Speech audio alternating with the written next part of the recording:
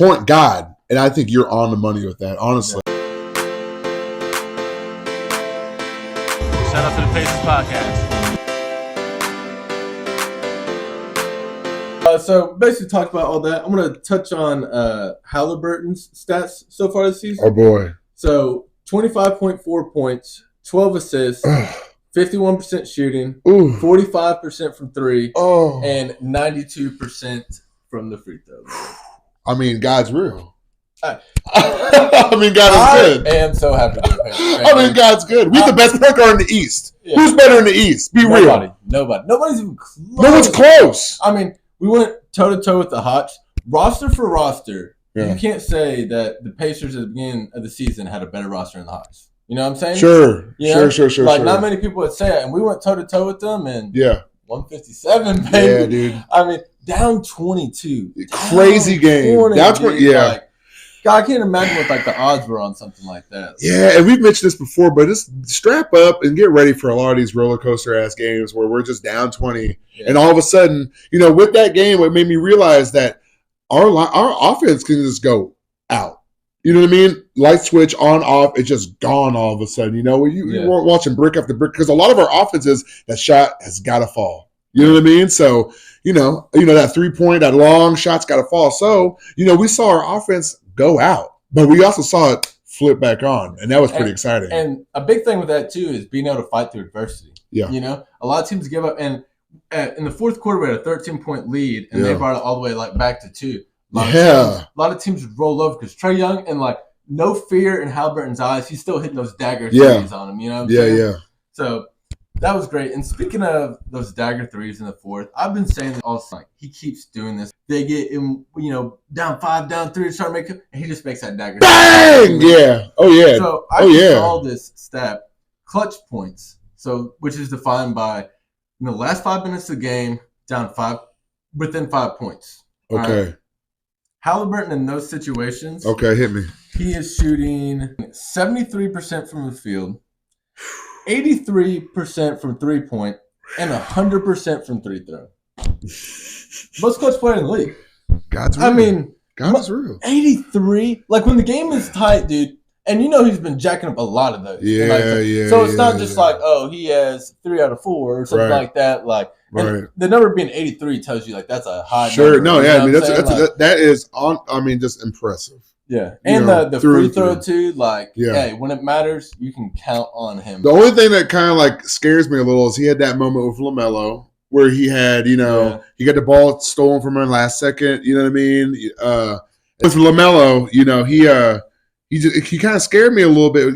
Trying to be that clutch guy, but he got his cookies taken away from him. But the stats are the stats. Yeah. You know what I mean? I mean, I think he was expecting a screen. I think a little more happened than just him not being. No, yeah, and I'm not putting it all on him, and I'm not even upset at him. You know what I mean? For putting those numbers in. Yeah. Hey, man. You're going to have bad times. You're going to have bad times. You're not going to shoot 100%. No. You're going to get the ball stolen by ball brother every once in a while. Exactly. Another big Halliburton thing. 30 points, 15 assists in back-to-back games. First player in NBA history. Dude, it feels like ever since last season, about every 2 weeks in the NBA season from last season to this season, it's like Halliburton's the first guy to ever do this passing stat type of thing.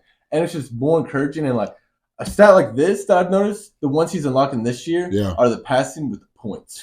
Yeah. The first one with 40 points, 13 assists, and 0 turnovers. Yeah. You call him a new point god, and I think you're on the money with that, honestly. I mean, he's the most he's a traditional point guard, but he's also what we wanted last season was for him to become a proficient scorer. He is doing that now with the same, even better stats, assisting and whatnot. At this point, the sky is the limit, man. I'm excited. I'm excited. I'm gonna blow your mind. Okay, right? Hit me. So the stat I saw Halliburton had 12 assists, so I was I wonder how many NBA players got 12 assists. Average 12 assists through a whole season. Sure. If you're not named John Stockton, because if you've never looked at John Stockton's stats, all right, this is about to blow your mind.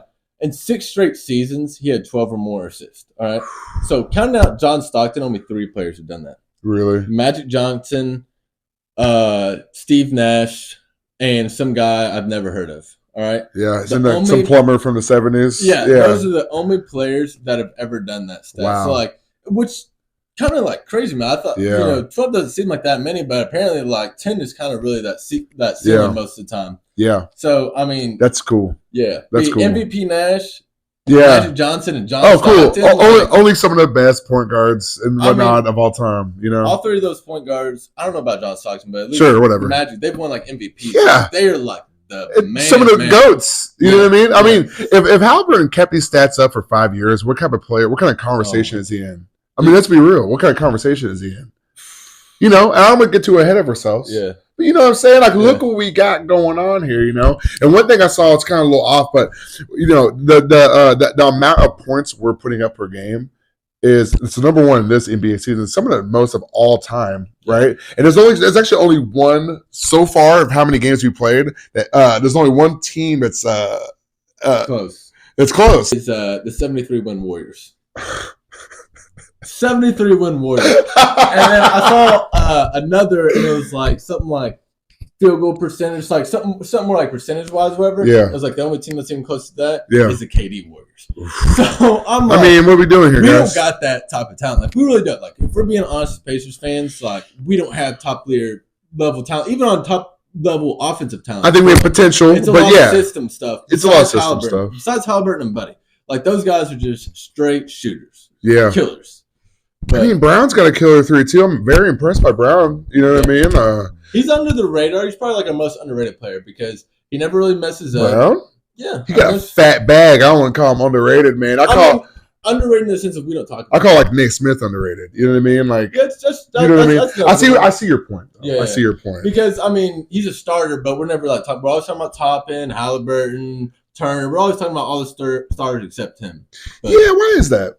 I think it's because he never really has one of those games that like pops off, but he's Yeah. super consistent. Yeah. Like he never drops 30. Yeah. you know, but he's like always getting that 15 and like he's a good rebounder and like Yeah. in clutch times he's had some clutch Yeah, he games, has. too. So you know, no Bruce Brown hate for me at all. You know, I think it's probably a good thing to be off the radar because if you're on the radar, you're either like Halliburton type player or you're messing up. So Miles Turner.